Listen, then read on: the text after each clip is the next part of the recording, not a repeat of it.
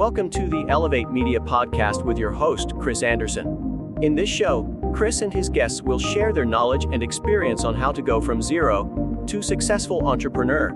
They have built their businesses from scratch and are now ready to give back to those who are just starting. Let's get ready to learn, grow, and elevate our businesses. And now, your host, Chris Anderson.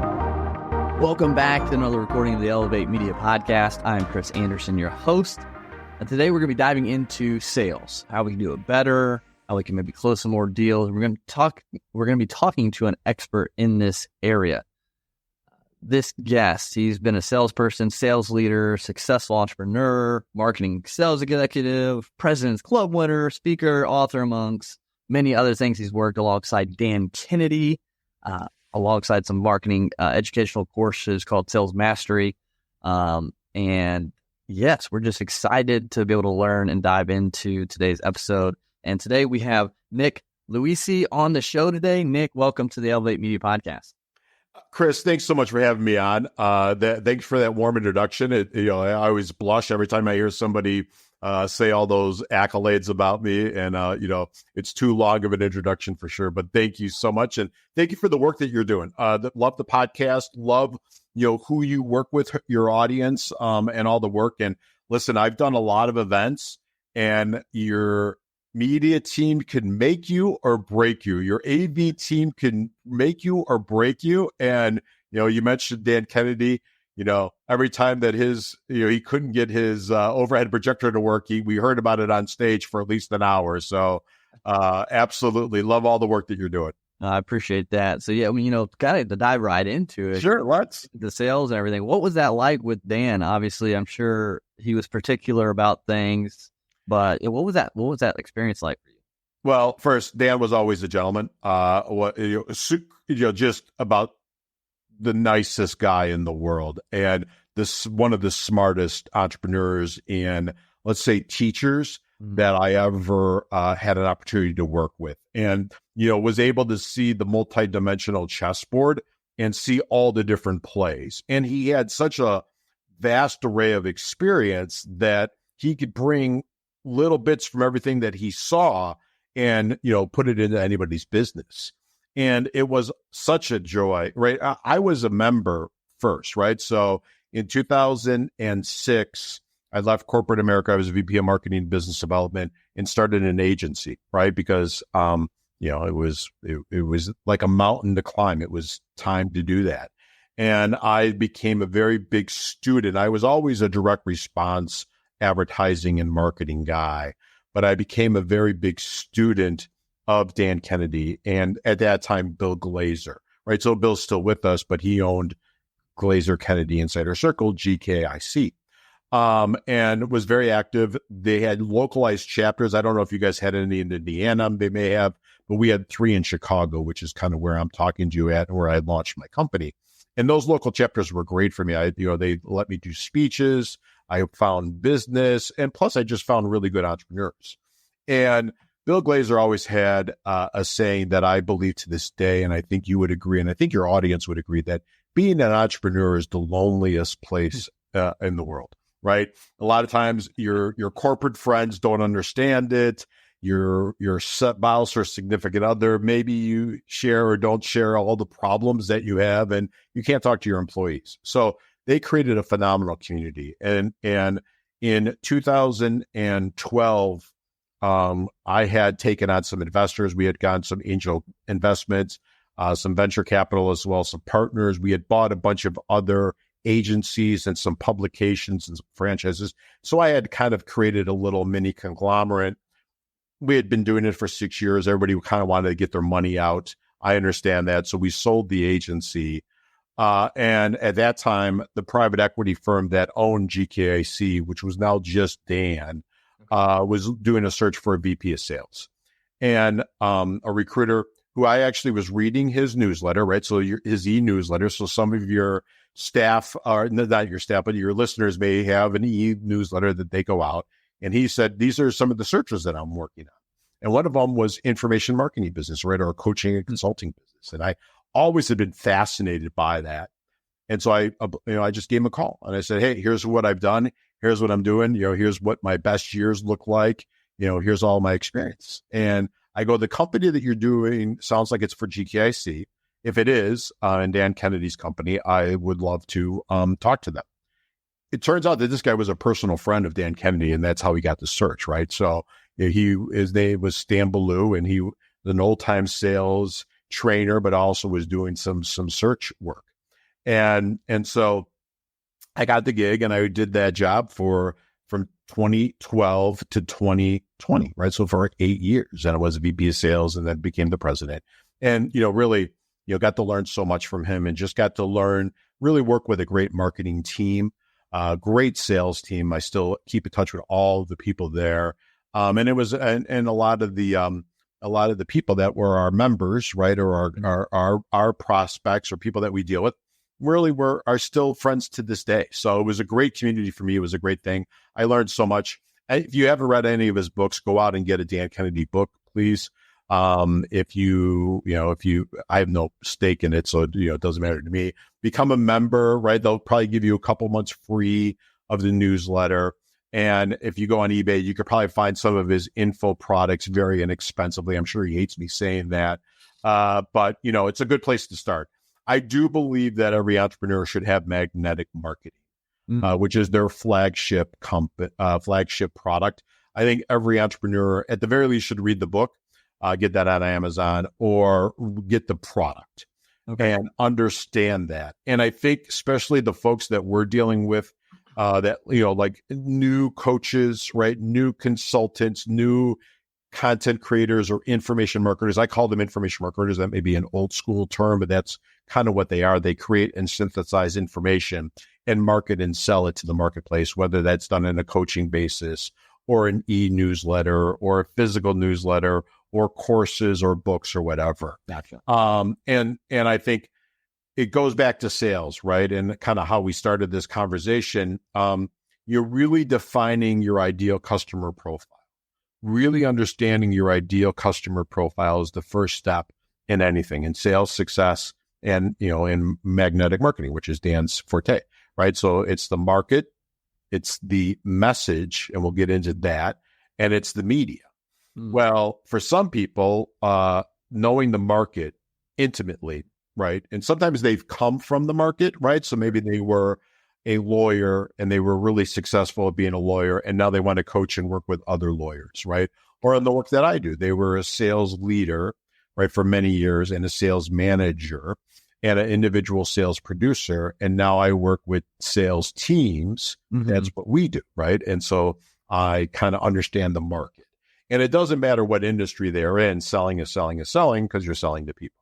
Next, you have to understand the messaging, right? And so for salespeople, it's your scripts, it's your opening scripts, it's your really good discovery scripts, it's your closing scripts, it's your follow-up scripts, or it's your follow-up emails. It's your LinkedIn outreach messaging. It's your cold messaging and your warm messaging, and all scripts are created equal and differently, And so I was just working on this with a client, and it's with their appointment setter.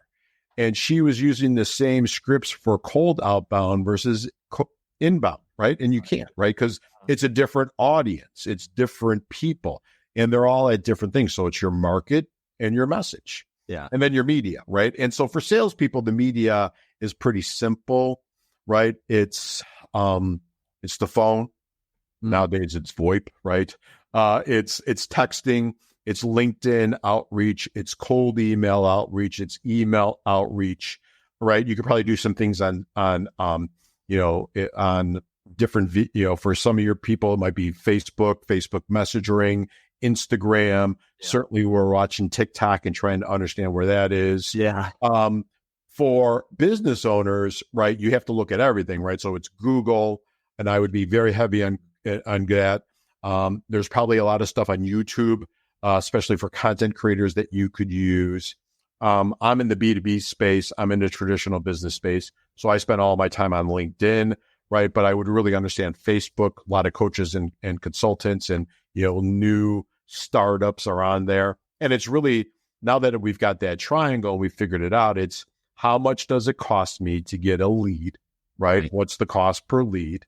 How much does it cost me to get a sale, right? So what's my cost of acquisition of a customer, and how much can I afford, right? And then therefore, what's my value chain, and how much can I invest? New people starting out, they may not have it, so they can't make the financial investment, or they don't feel comfortable because they haven't tested out their messaging. So they have to do a lot of groundwork, right? Yeah. And maybe it's going to referral sources.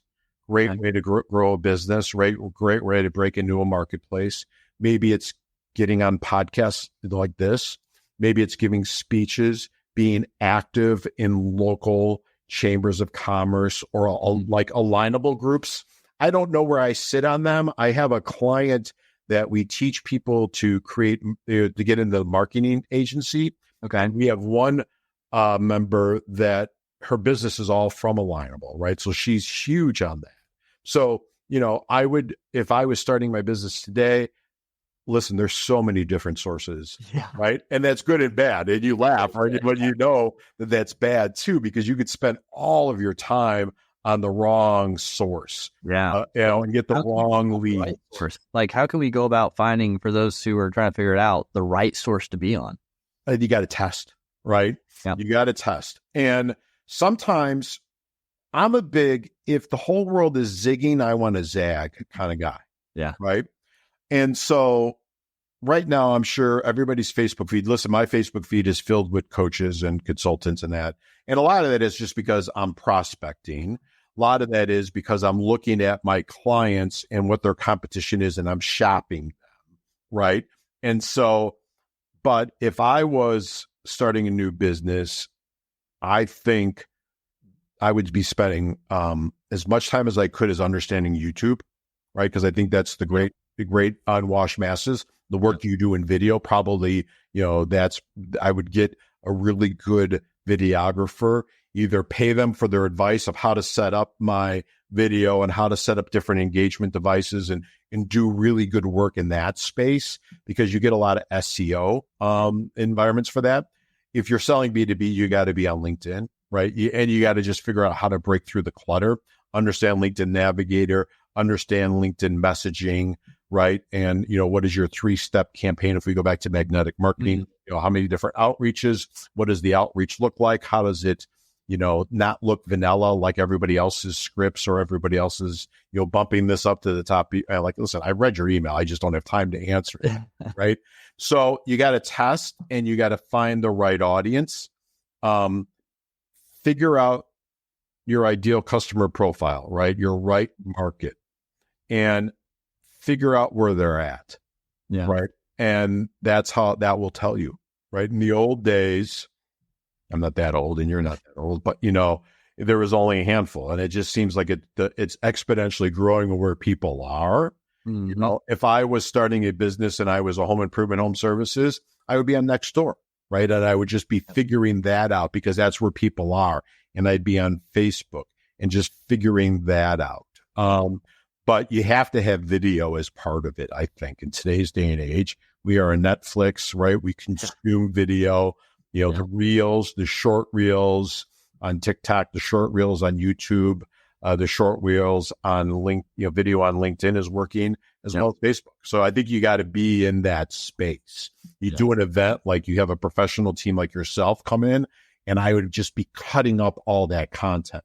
So the sunk cost of doing the event is really a marketing expense, right? So you're going to monetize it by doing the event, by having, by selling tickets. Then you have a back end offer from the stage or on stage offer. Then you have all this content. Now that content just becomes what you are dripping out, tagging, and just making it so relevant. So you're in front of people all the time. 100%. Yeah. And that's kind of where what we saw when we started. And we started with just video podcasts, and we've grown into full production and events. And so, it's and with AI, it's needed even more because people want realism. They want real. And so, but with that, it's definitely a crazy thing. So, you mentioned finding out that profile of who you're going after in marketing, where they're at. And you mentioned something with the messaging, to not be vanilla, to stand out in your marketing. And I know you mentioned magnetic marketing with Dan Kennedy, but what are some ways that individuals could spruce up their messaging right now? Because I'm guilty of, hey, just pushing this back up in your inbox. Yeah. And so like, how can we spruce up our messaging to make it stand out a little better, come off right and not pushy, but still get people's attention?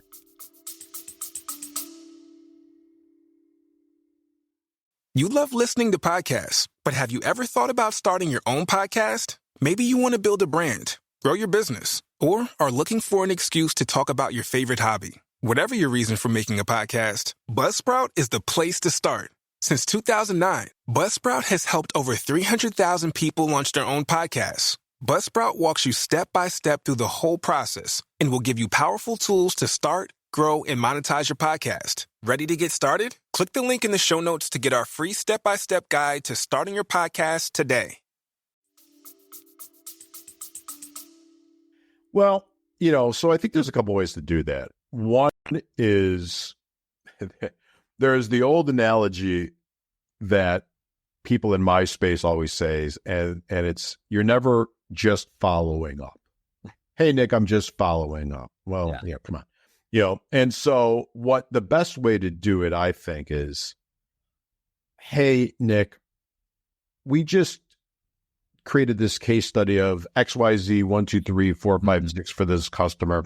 I thought you'd be very interested in it because when you and I first chatted, you had this, you were having some of the same issues, and this is how we solved it, right?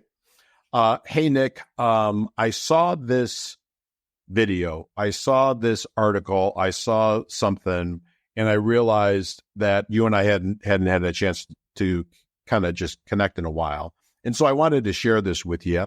I was thinking about you, and let me know if you want to get back on the calendar, right? That, I think you have to give something of value to the folks, or you have to be watching their world so you understand what is going on. So if you reach out in a timely manner.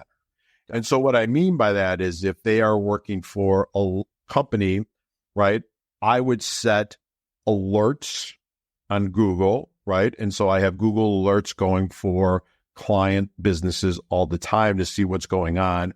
Or if I'm in one industry, I have various alerts so I could see what's happening, so I could send it to them. I would have LinkedIn alerts to see if they've done a headcount reduction or increase at their organization, if anybody's changed at their organization and maybe it's their boss, right? Or things of that nature. And so you have to use different things, and there's a lot of different ways to do it. It's so much easier nowadays, right? Than it was, when I started selling in the 90s, right? So, we had to read the paper. We had to read Crane's business. Now you could just set alerts on Google or all the other, mechanisms. And, now you're going to them with, hey, this is something I saw, or, hey, listen, I saw you guys just did a massive headcount reduction. I'm sure it's crazy there. How you doing? Yeah. Be human with them. And then use different things to break through, right? So I think if you had a discovery call, and I call it a discovery call, fact-finding mission, whatever, a sales call, whatever you have with somebody, well, now you've had some level of bonding and intimacy, or hopefully you have if you've done it right. If not, we should talk. But now you could break through and, hey, shoot him a quick video. Hey, I was thinking of you, right before, I'm walking into Shake Shack, but I was thinking of you, realizing you and I haven't connected in a while. Hey, let me send this to you, right? I was thinking of you. Let's get on each other's calendar, right? Or break through the clutter with some shock and awe box, right? It's tougher nowadays because people aren't in the office as much, but in the old days, we could send direct mail to them. I could send them a book. Right. I could send them my book. If I was a coach or a consultant, I wrote a book, right? Or something of the nature, and just say, hey, listen, I was thinking of you. Love to get back on the calendar. We're, if you're still having the issue, we've done a lot of work to solve similar issues with XYZ 1, 2, 3, or 4, 5, 6. And it makes sense. Yeah. Leading with the value, I think, is important, especially like you said today. There are so many people out there doing coaching, consulting, providing something. You've got to stand out. And I think majority, not everyone, is just kind of doing the same. Hey, how you doing? This is what I have to offer, blah, blah, blah. Hey, just following up. And they're not leading with enough value. So if you Google best, and I don't even know if it's still around, go to YouTube, best salesman in the world. It's a gentleman that in essence sold vegetable peelers in New York. And this guy did so much money. They lived on like Park Avenue, right? And so in essence, he would just shave, vegetables and want to buy. That works for a $5 product, right? That works for a sea of humanity walking by that I'm just going to get a certain percentage from, right? It doesn't work in this business of want to buy, hey, buy my stuff. Right. It's got to be, here's your problem. I realize you got this problem. You need to solve this problem, because if you don't solve this problem, it's going to get bigger, right? Here's the solution. And hopefully my products and services are the solution for you. Let's now solve this problem together. Yeah. Pain is a bigger motivator than pleasure, right? But if it's a pleasure play, you got to figure out what it is and how big of the gap is.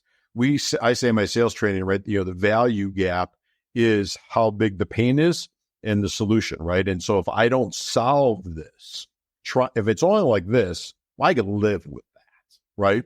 But if it's huge amount of pain, right? If I've got a really sore knee from the treadmill this morning and it's not getting better and I'm icing it and I'm taking ibuprofen and it's now a week and now I can't walk, well, I'm getting myself to the orthopod. Yeah. But if not, well, maybe I could just roll it out a little bit, right? Maybe I just won't run as much or something of that nature. And so we just have to figure out where they're at and how we could solve their problems, or provide them with phenomenal value, right? Giving them the best meal of their life with them and their mom for Mother's Day. That's more pleasurable. So that's not a pain play. That's a pleasure play. So the best way that people can do this is just, again, by doing research, right? Finding the pains, talking to people in the industry that they're serving. I think that's the best ways to do that. I think also,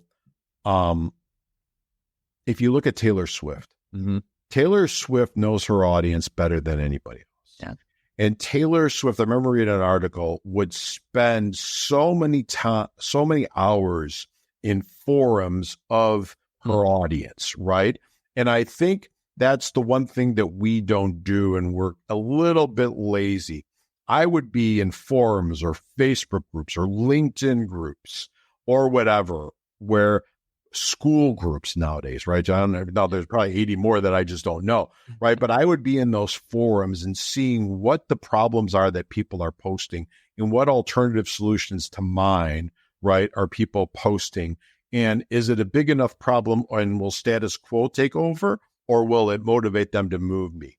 And I would be doing that research, right? And I would be saying, okay, how can I fit myself in? How are my solutions? How can I be creative in the marketplace? Because right now the marketplace is very me too, right? Yeah. It's very, very me too. So how can I really be creative to break through?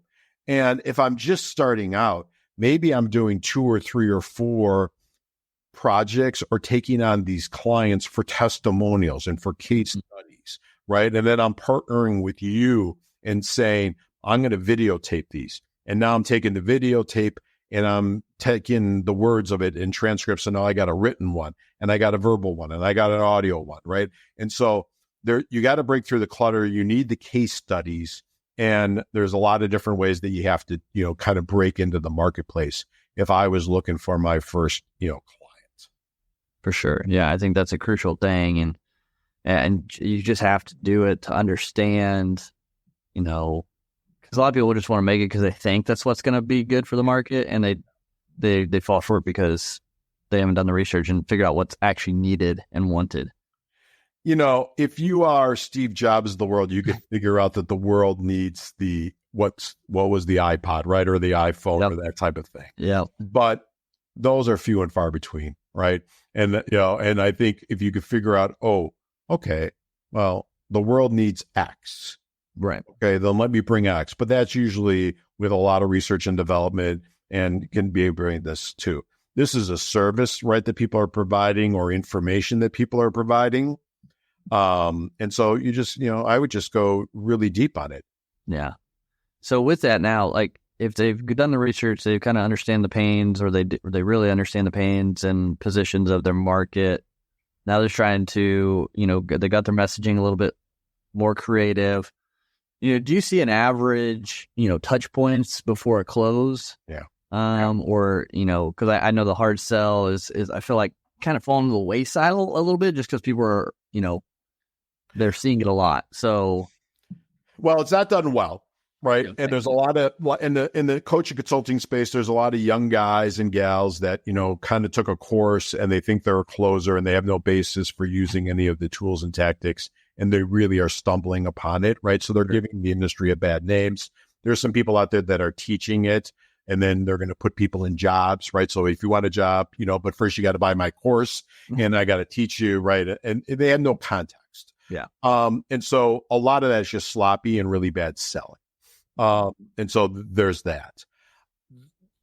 Sales, but to answer your question, Chris, which I think is the really smart question that you asked, is sales cycles are elongating, right? And, in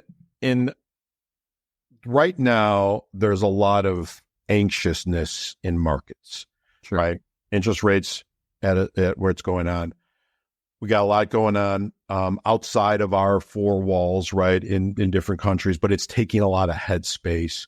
We have we're filming this in the month of May, but, we do have an election that's going to be ugly, and it's going to be noisy, and it's going to be dividing, and I'm not taking sides in any way, shape, or form, but it's going to be messy. Yeah. And so as you get closer to all that stuff, right, it's going to elongate that, right? Because scared money doesn't get spent, it gets saved, right? Yep. So people will wait. So if I'm selling B2B and I realize that I'm in September and October, people will say, well, we're going to wait till after the election, right? Sure. So now I'm like, oh, great. And now who knows when this is going to be solved, right? So you got to just think of the calendar. So I do think that touches are elongating. It's taking, 5 touches, 7 touches, 14 touches post-discovery sometimes.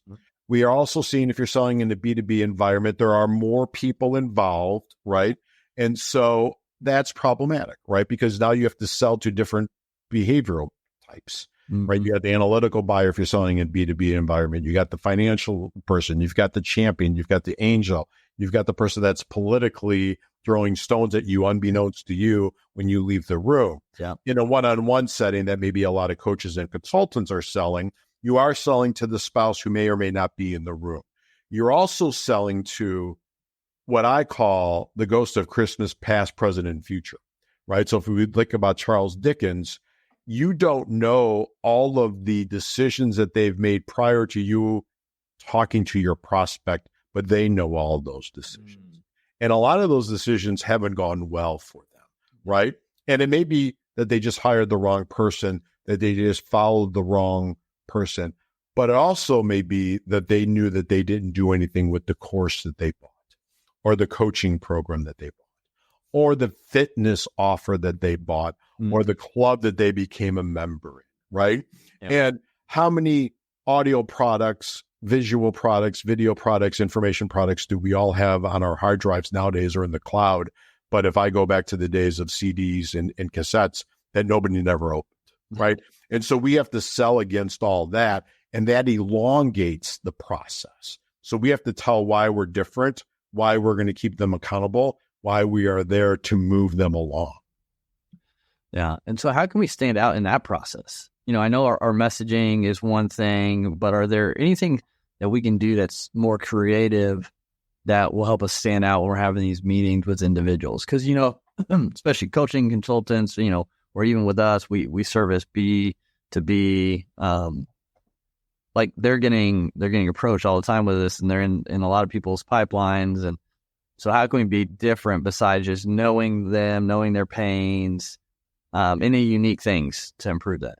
Well, 1,000 unique things to do that. First and foremost, I would be looking at potential referral sources to refer me in, or at the very least, if I'm in, could vouch for me, right? So who do we know together? And can that person give me an endorsement or do an introduction, right? Or if now I've done the sale, the discovery, and I'm coming in for the close or the conversion or whatever you want to call it, can that person endorse me? Can I show up in the inbox differently? So we talked about the possibility of video, right? Mm-hmm. Can I show up in their mailbox? Do I know where they live and I could get something into their mailbox? What are the 6 degrees of separation, right? So if I don't know anybody, is there somebody that they like that I know that now I could get an kind of an angel or halo endorsement? Got it. And it's just, hey, Nick's a great guy.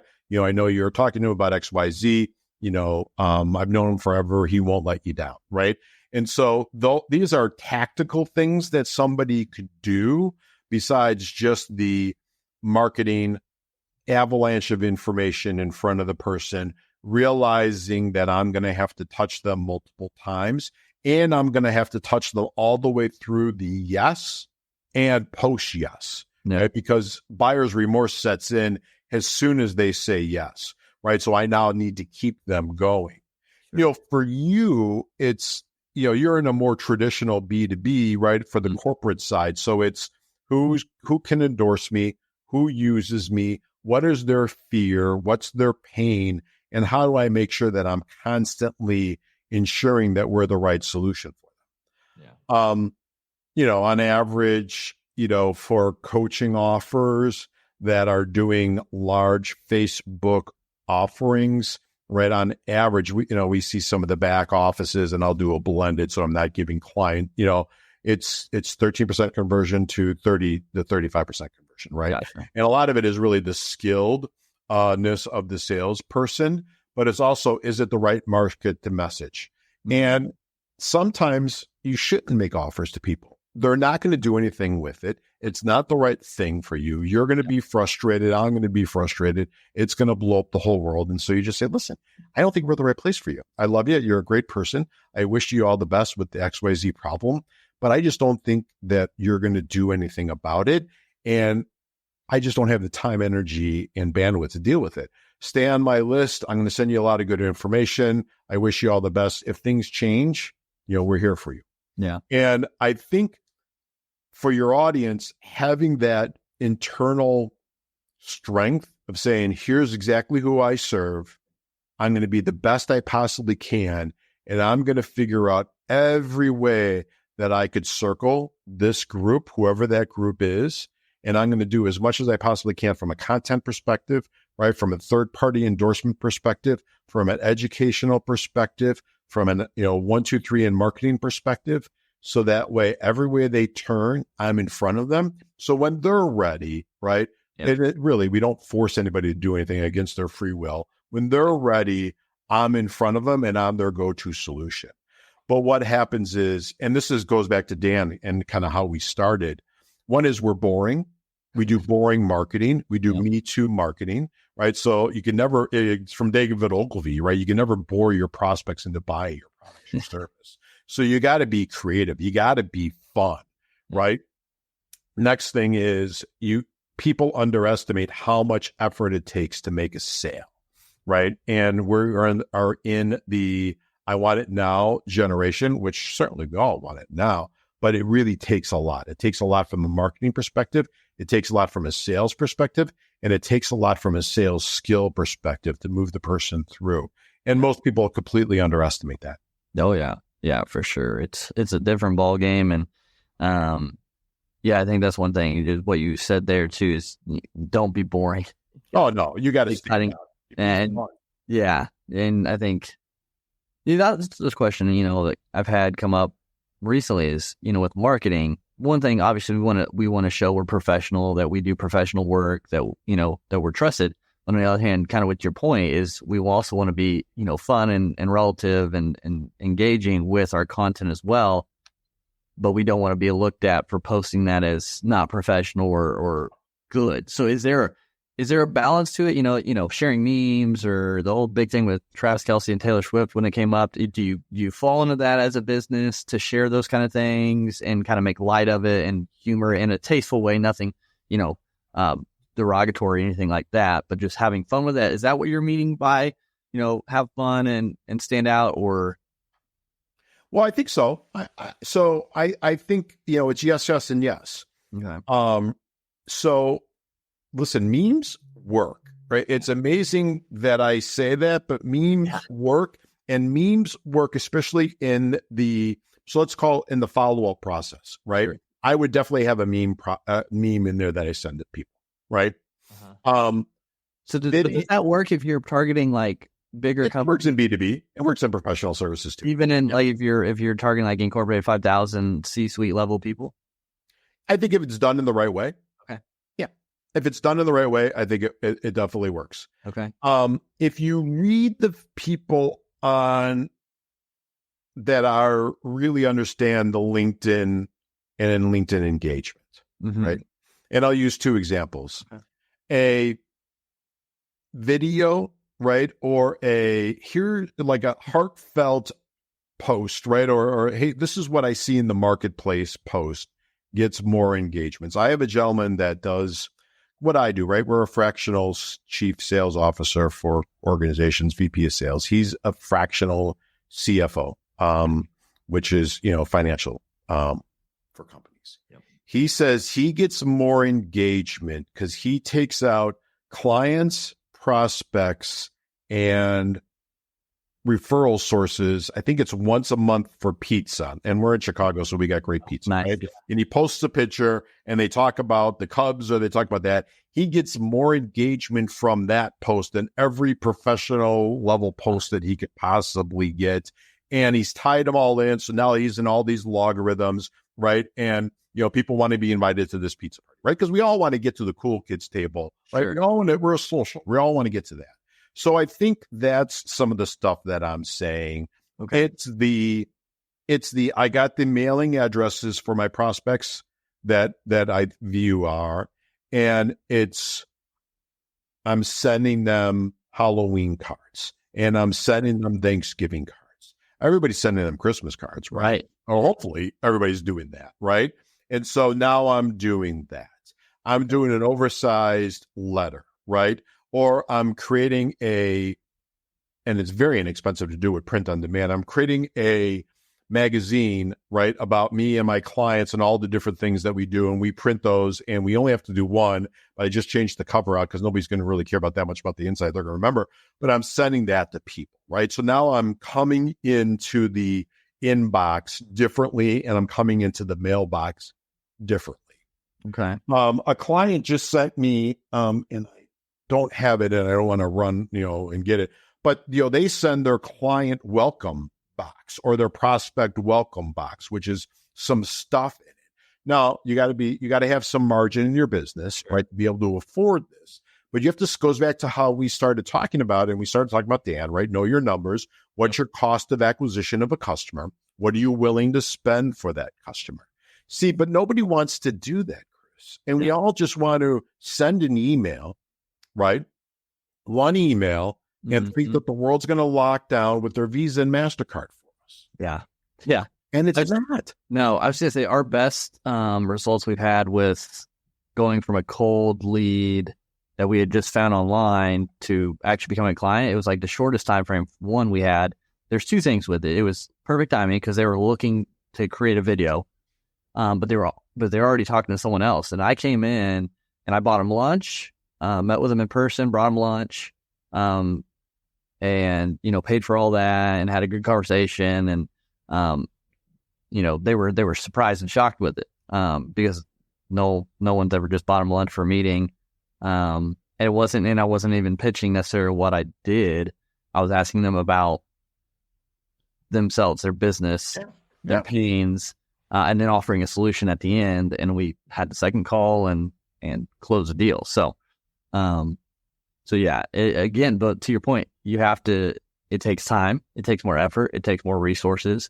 And a lot of people, don't want to take that extra bit. They just want to do the easiest kind of thing and hope, Well, yeah. I mean, and I think sometimes the folks that are the gurus, if you will, and I hate that phrase, right? Yeah. I use Peter Drucker. They call me a guru because they can't spell charlatan, right? But the they make it sound easy, right? Or just do this or this. Yeah. But, you don't realize the and because you do the filming for them, the 52 takes they take, right?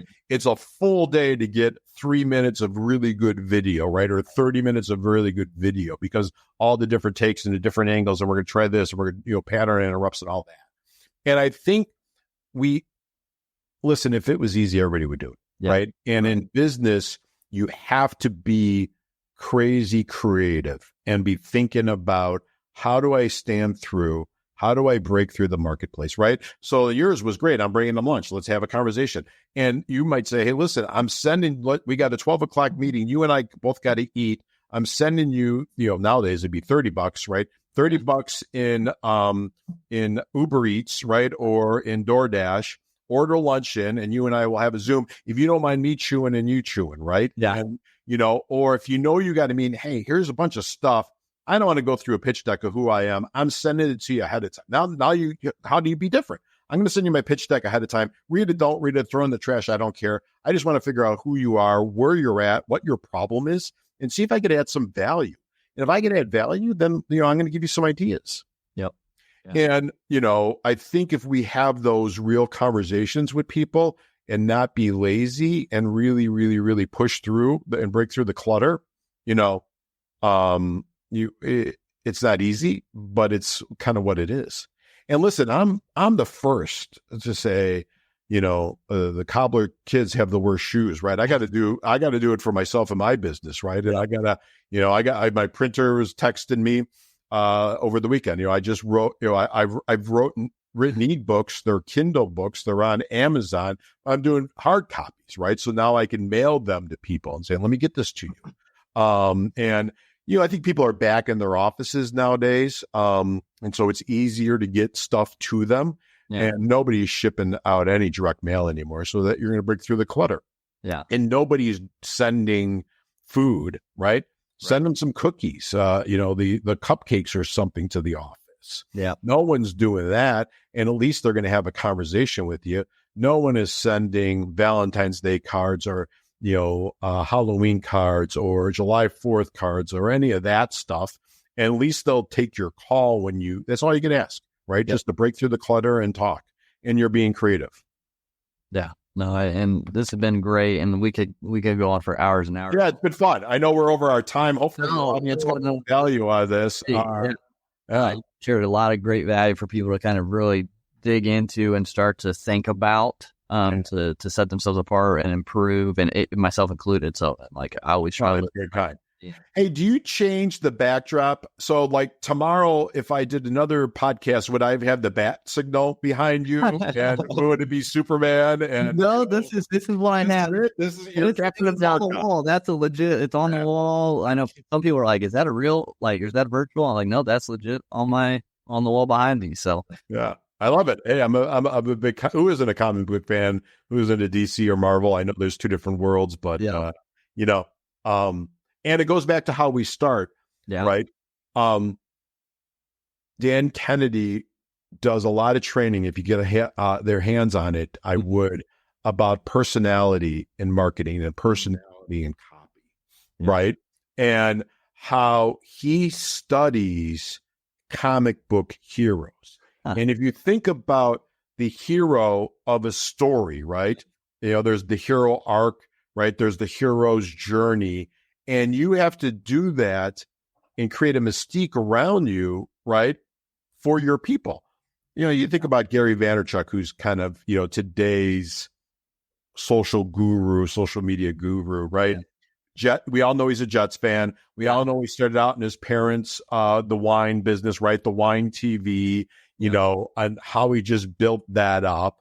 And how he drops the F-bomb every other word, right? And that's his shtick, and he uses that to break through. And I think you got to figure out a way to kind of break through in who you are and what you do.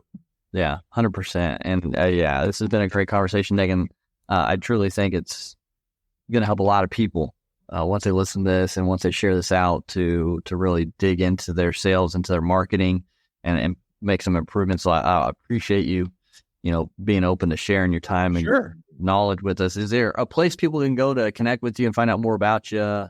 Yeah, of course. And we got a little free gift for your folks. So they could go to, it's called Sales Pack, PACK, at, .salesperformanceteam.com.